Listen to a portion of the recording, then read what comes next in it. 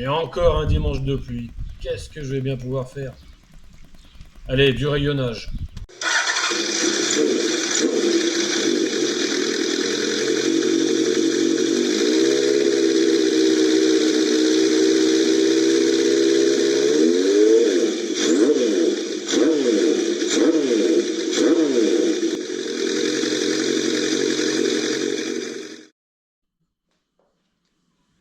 Donc le moyeu de 750 fours qui a été précédemment nettoyé, il y avait surtout des problèmes au niveau des trous de tête de rayon.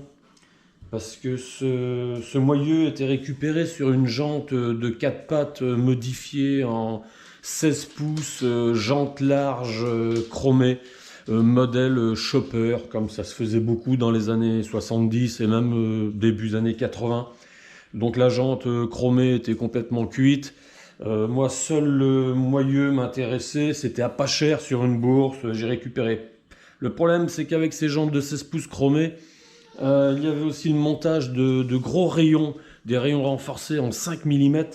Et avec la tension infligée sur un diamètre plus petit, 16 pouces au lieu de 18, les rayons avaient marqué un peu les alaisages des trous de tête de rayon. Sur certains, c'était peu visible. Je ne sais pas si ça se voit bien ici. Sur d'autres, par contre, ça avait fait des sacrées marques, des sacrées entailles dû à un rayonnage serré et avec beaucoup d'angles. Donc, un ami à l'époque m'avait passé le moyeu autour pour enlever un peu de matière, pour remettre un petit peu de conicité sur les flancs et atténuer les marquages. Bon, il en reste quelques traces, mais c'est pas gênant. Moi, ça me dérange pas. Et tout ça a traîné sur l'étagère pendant pas mal d'années, parce que j'ai fait autre chose.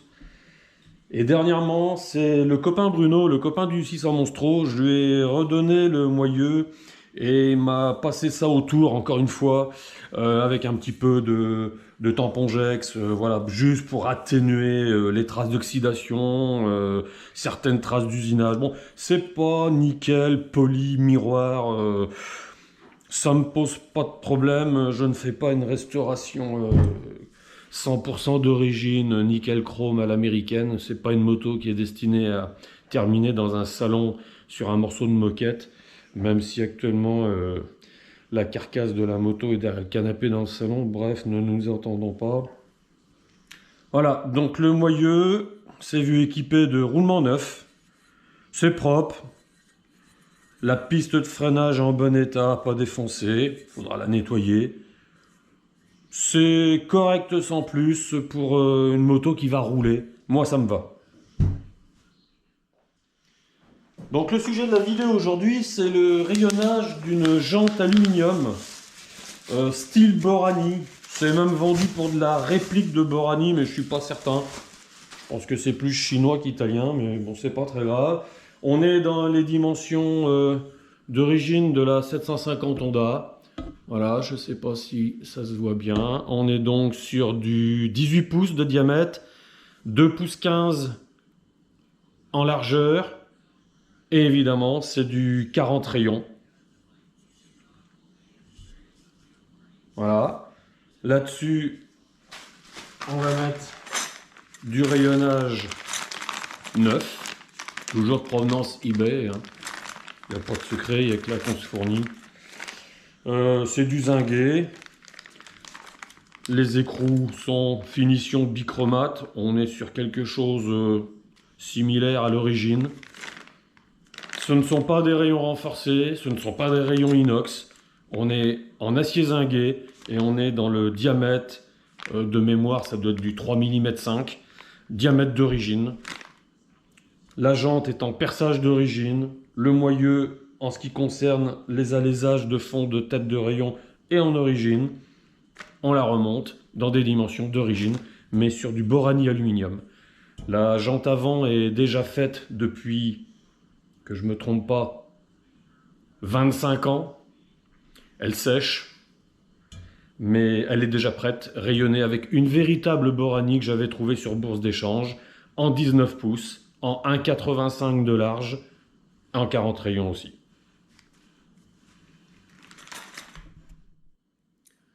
Deux modèles de rayons, suivant l'emplacement sur le moyeu. Voilà. Deux courbures de tête. Les rayons extérieurs, intérieurs. Donc 20 de chaque. Donc j'ai séparé les rayons à faible courbure des rayons à angle 90. Les écrous. Graisse cuivre de montage qui doit être à peu près d'époque de la moto. Des vieux tubes Yako de graisse cuivrée, la fameuse Molly Slip. Bon, j'ai un tube à finir qui servira pour cette application. On va pouvoir commencer le lassage proprement dit. Donc pose des 4 premiers rayons. Je vais essayer de tenir ça correctement. Voilà, donc les rayons coudés à 90 degrés.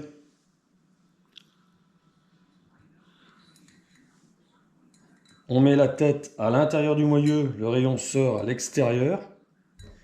Alors que les rayons coudés à 60 degrés, 120, je ne sais plus, 120. On les fait passer par l'intérieur avec la tête qui ressort sur l'extérieur. Et le lassage va être constitué donc des rayons à 120 degrés qui vont vers l'intérieur, les rayons à 90 degrés qui sont vers l'extérieur. On présente la jante et ça va couler de source sur ce type de lassage japonais, différent de certains lassages européens. On va pas rentrer dans les détails. On va voir qu'on part comme ça. Et ça coule de source. Si on présente la jante à hauteur, on voit bien. Moi je le vois. Je pense qu'à l'écran vous allez pouvoir le voir aussi. On voit bien nos rayons qui se présentent avec le bon angle dans les perçages de la jante.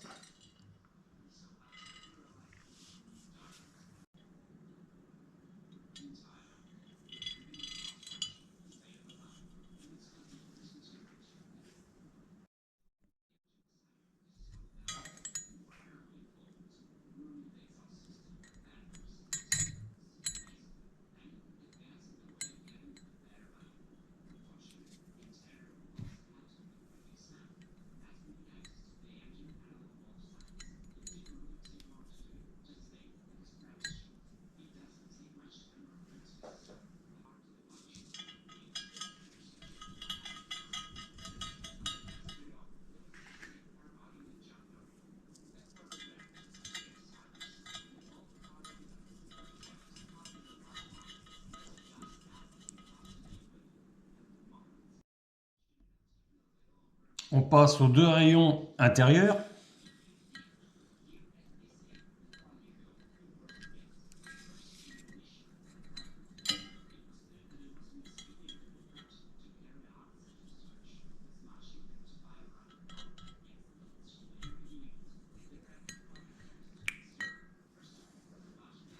Là, pour les 4 premiers, je fais ça au coup par coup. Mais après, je vais enduire les filetages de tous les rayons en même temps. Ils seront pré-graissés. Pas besoin de le faire à chaque montage sur la jante. Donc là, évidemment, les déports ne sont pas réglés encore à cette étape-là. Les 4 premiers rayons, c'est juste pour voir les angles. On peut voir ici, voilà, qu'on va tomber en face de ce perçage. Idem, en face de celui-ci.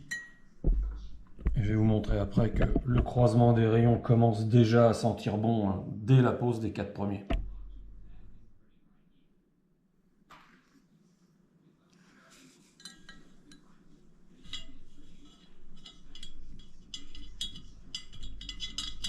Un peu à l'aveugle, je suis pas du bon côté.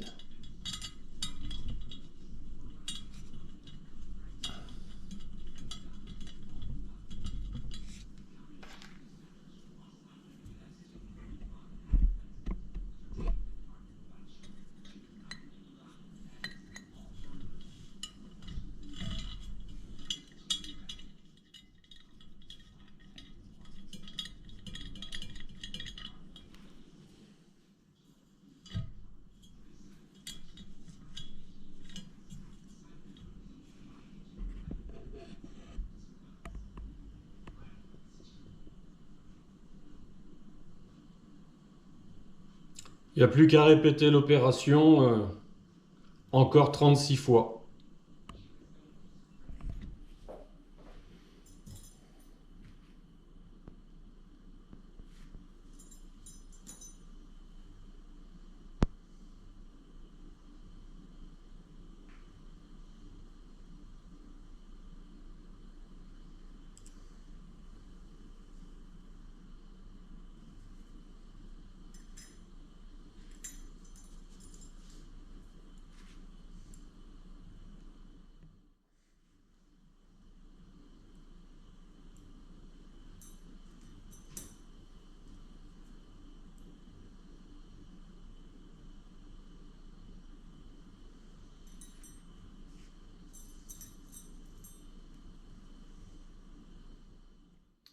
Voilà, tous les rayons sont graissés à la graisse molly, prêts au montage.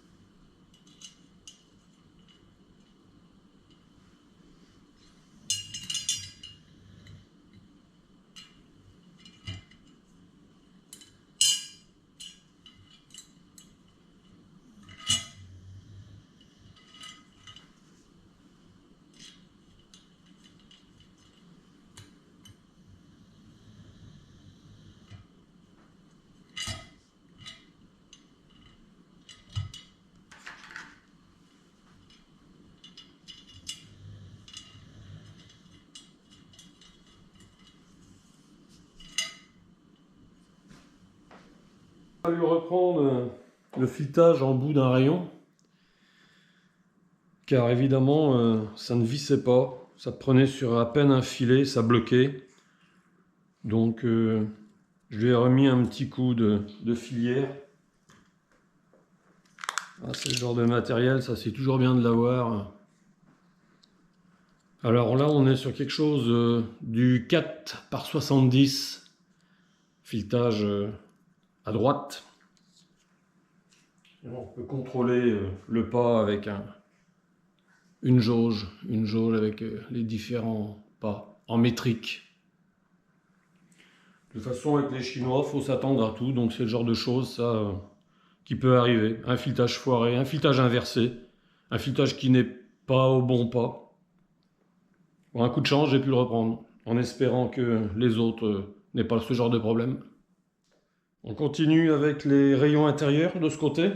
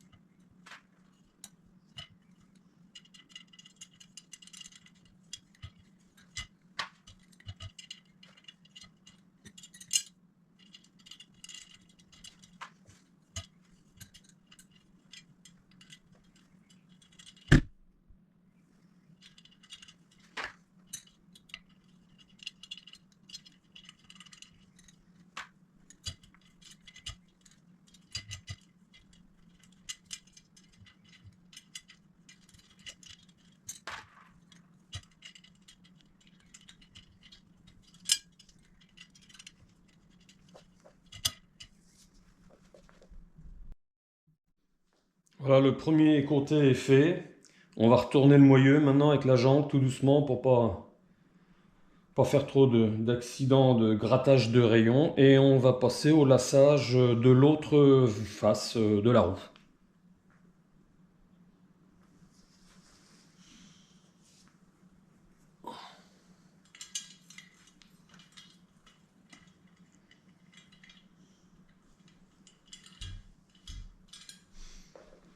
C'est à partir de ce moment-là qu'on va commencer au fur et à mesure du lassage des 20 autres rayons, on va commencer à équilibrer le déport. Sur un moyeu de 4 pattes, le déport est symétrique, c'est-à-dire que par rapport à la moitié de l'épaisseur du moyeu, la jante est en déport des mêmes valeurs côté gauche comme côté droit. C'est pas le cas de toutes les jantes sur certaines motos. Donc pour la suite de la vidéo sur cette autre phase de la jante, le montage de rayons, on procède exactement comme au début de la vidéo. Peu d'images car j'ai perdu quelques fichiers lors du montage. Donc on procède de manière identique. Les rayons trouvent leur place naturellement, la jante commence à prendre un petit peu de rigidité et là on arrive sur la séquence où tous les rayons vont être montés. On commence à équilibrer le nombre de tours au niveau des têtes de rayons. Je vous laisse regarder la suite.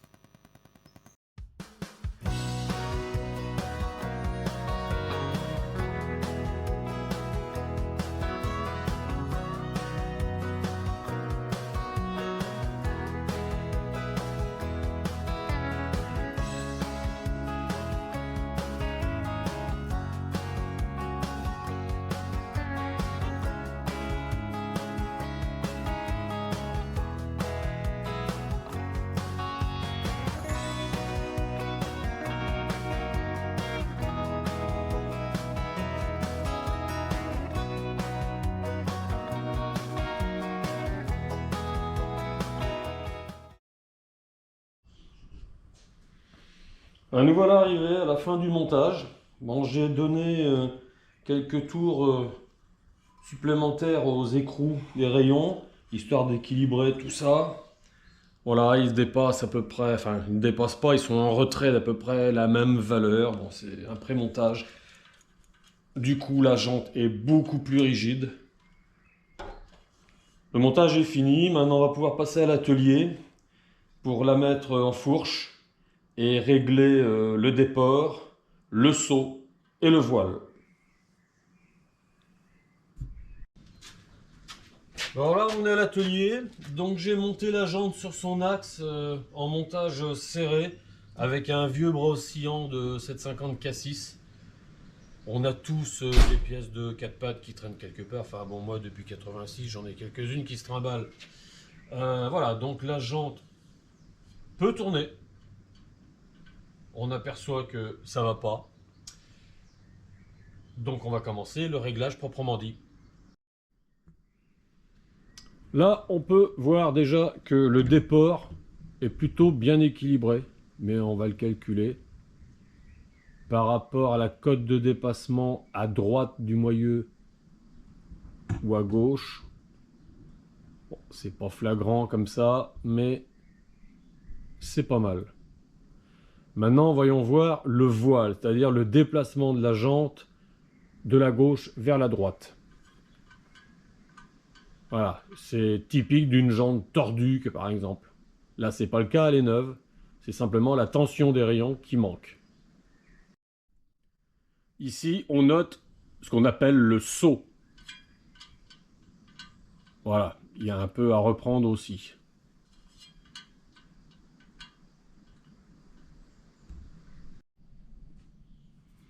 Voilà, donc montage du comparateur pour regarder de plus près, plus précisément, le saut.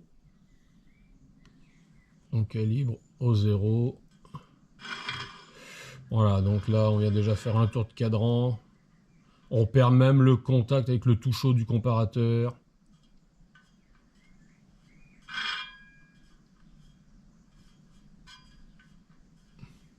Et on revient au point 0. Bon, il y a beaucoup à reprendre. Idem pour le voile. On s'aperçoit que il y a beaucoup à faire. Voilà, et c'est par la tension et le réglage des rayons que l'on va pouvoir réaligner et le voile et le seau dans des valeurs proches du zéro absolu sur un tour complet de jante. Un coup de marqueur pour marquer le point de départ, peu importe.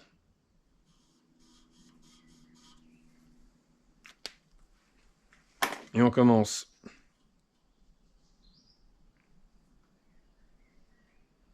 Je définis mon 0. 3 tours de cadran. Là, j'ai perdu le contact. La jante est partie vers là-bas. Donc, les rayons intérieurs ou extérieurs de ce côté doivent me la ramener vers ici. Je reviens à mon 0. Et progressivement,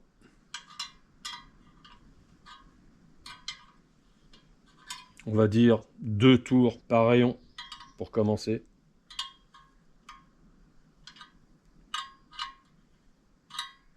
On sent la tension monter dans les rayons. Et on sent aussi à la force, à la résistance que commence à offrir l'écrou.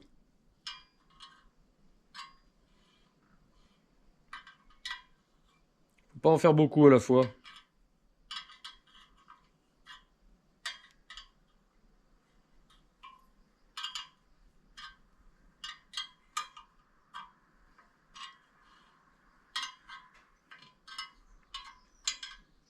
Évidemment, la première approche des rayons avait été faite à la main, comme ça, au jugé, juste pour que ça rigidifie un petit peu l'ensemble, mais c'était vraiment très empirique. Je reviens à mon 0, qui a bougé, bien sûr. Je le remets au 0 du comparateur.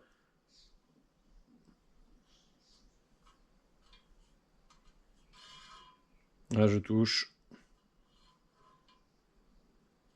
Et j'ai fait un tour.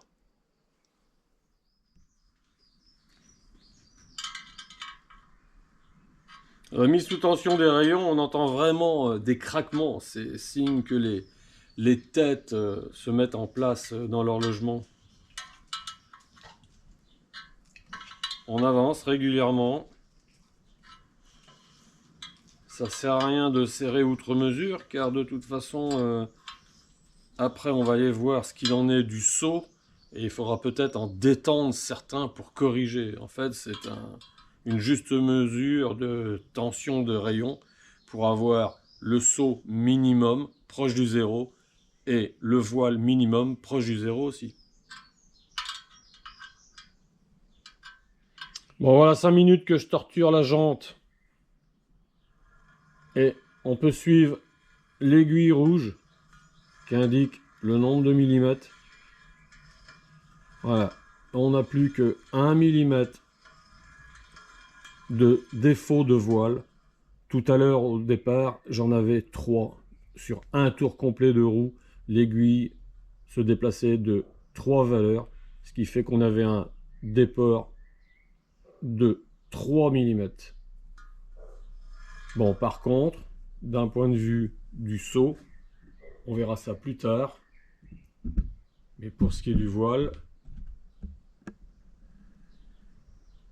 voilà où nous en sommes.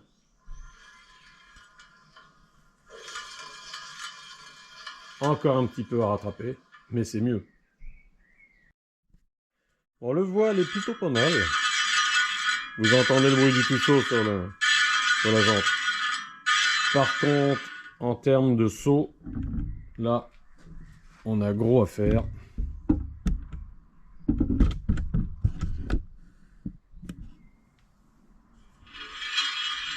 On perd même le contact de la jante. Donc maintenant, je m'occupe de ce point-là. J'ai effacé mon repère de 0 concernant le voile. Et là, je suis venu chercher la perte de contact au niveau du seau. Donc en mettant la touche du comparateur sur la tranche, là, dans ce sens-là, dans cet axe-là. Voilà, donc là, je me suis fait un repère car on est toujours au contact. On peut le suivre d'ailleurs sur l'aiguille du comparateur. Là, on perd le contact. L'aiguille émette. Là, on retrouve le contact. On vient de voir l'aiguille qui a sursauté.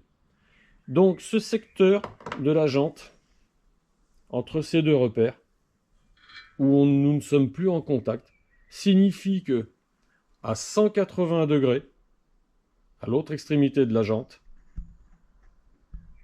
les rayons intérieur-extérieur des deux faces sont trop tendus. Ils nous décentrent la jante vers le haut. On va donc les desserrer gentiment du même nombre de tours d'un côté comme de l'autre côté, à seule fin de recentrer la jante.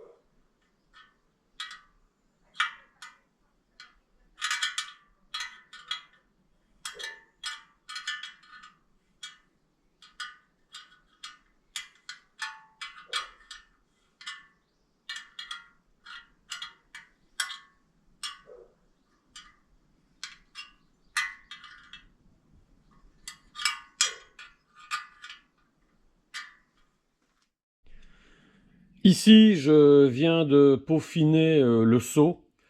Pour cette dernière prise de mesure, en fait, je me prends plutôt sur le fond de jante, là où appuie le talon du pneu. Certainement moins de déformation qu'en bord dur, où effectivement on peut tomber sur l'endroit de la fameuse soudure de la jante roulée. Donc j'ai repris mon zéro, le cadran à zéro également. On fait un tour. Voilà, on prend 5 dixièmes, puis on revient vers le zéro. On est par rapport à mon index sur la jante à 180 degrés du point de départ. Là on fluctue un peu dans le négatif, on revient. Des fluctuations forcément dues à l'état de surface. N'oublions pas que la grande aiguille noire travaille au centième de millimètre, hein, donc le moindre défaut, la moindre aspérité, elle l'enregistre. Et nous voilà revenus 360 degrés plus tard à notre zéro. Zéro au cadran, zéro au niveau du tout chaud. Un tour complet, 5 dixièmes. 5 dixièmes sur un diamètre de jante de 18 pouces. Ça fait pas beaucoup de sauts, ça fait pas un grand défaut, vu, je le répète, la qualité du matériel, de la réplique chinoise, visiblement.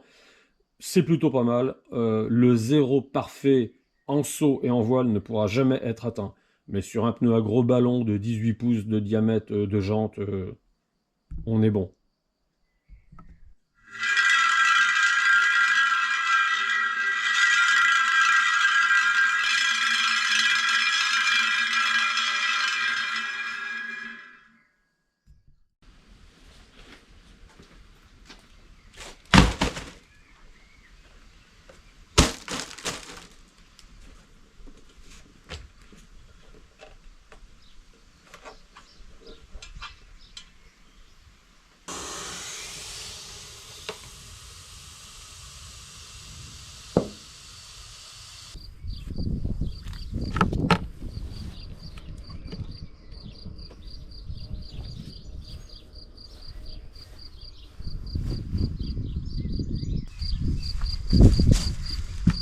Voilà, cet épisode est terminé, on se quitte là-dessus. Montage d'un K180 TT100 flambant neuf, c'est le pneu de référence de l'époque, il n'y a pas de raison de s'en priver aujourd'hui. On se retrouve dans quelques semaines avec la réfection complète de la fourche et au niveau du frein avant aussi, je vais vous montrer ce que je compte adapter. Merci d'avoir suivi la vidéo, n'oubliez pas, abonnez-vous, likez, parlez-en autour de vous et je vous dis à bientôt.